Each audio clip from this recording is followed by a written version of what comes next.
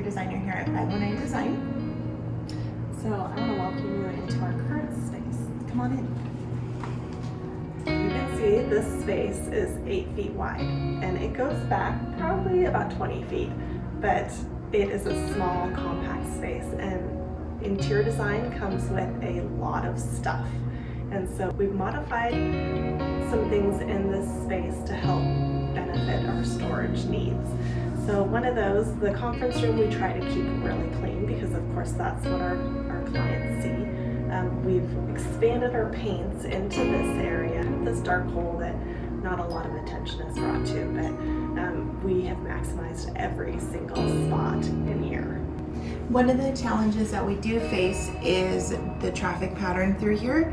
As we were sitting down, a lot of times when people pass by us, we have to scoot in our chairs super close, and it does interrupt any workflow that we are having during the day.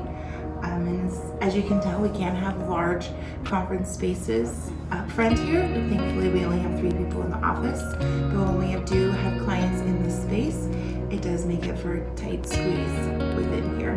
So what we'll use this space for in here is we'll lay out all the finishes, we'll have the plans out for the client, so we don't have a lot of back and forth going to the back office unless there is one minor little change and we have the perfect product. One thing I love about this space is this has a steel wall, and we can put magnets on it, we can put the client plans on it, so we may try to implement that in some way. I'm debating using some really dramatic wallpaper, so maybe we put some sort of metallic paint underneath that. That allows us to still maintain that ability to put plans up on the wall when we're meeting with clients.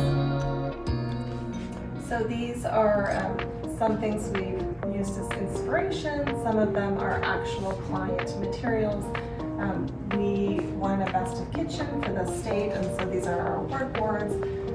Just some hand sketches that clients like to see that stuff, so we leave them up there. So this is our tight work zone. You can see that we have a lot of stuff in here. Interior design comes with a lot of fabric, a lot of just resource manuals, hard surfaces. So we try to keep this portion as organized as possible, and then our mess we leave back in the back. So one of the things we did recently that I really love, and it's helped the usability of this space, is we originally had a countertop that was just in here, and we went ahead and added some shelves just for some usability. You need somewhere to store your ink, you need somewhere to store your paper.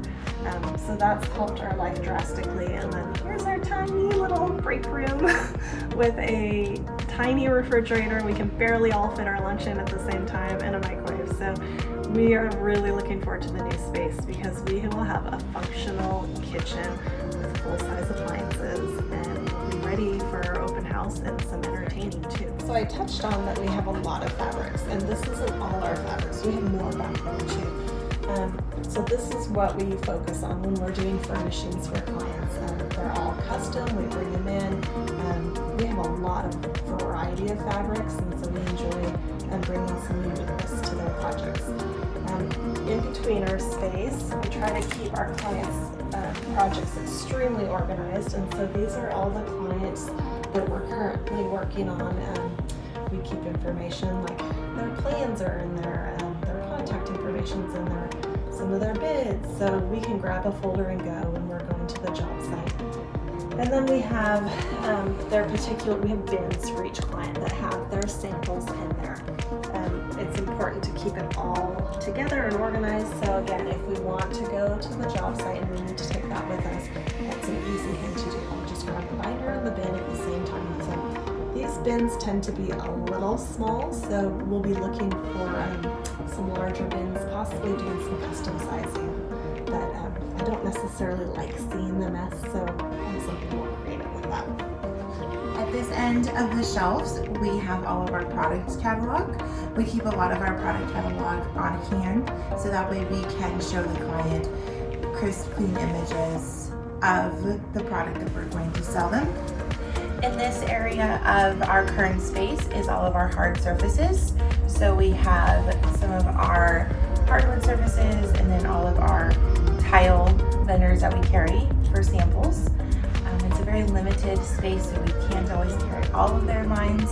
This is definitely an area that I'm focused in as I am working on bringing in new vendors for our space for the new building to kind of add a variety into our library of unique vendors and opportunities to build relations with them. We are focusing on bringing in products that you can't always receive here in the Spokane area, or you have to go to rather larger areas or cities to get. We want it to be a great resource not only for us and our clients here at 509 Design, but other designers in the area to provide that back to our community. So as you can see, you are in the mess zone.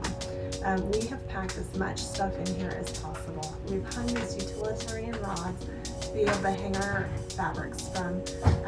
We've got individual fabrics, we've got fabric books, and I would have maximized this even higher if we didn't have a light to deal with. So we'll probably have some sort of system like this in the new space as well. And then the rest, we have a huge industrial shelf there behind Kendra, and then carpeting. It has countertops, it has commercial product, it has our window treatments. There's just so much back there. A huge variety of wallpaper. We have a lot of wallpapers, so if you need something unique for wallpaper, definitely come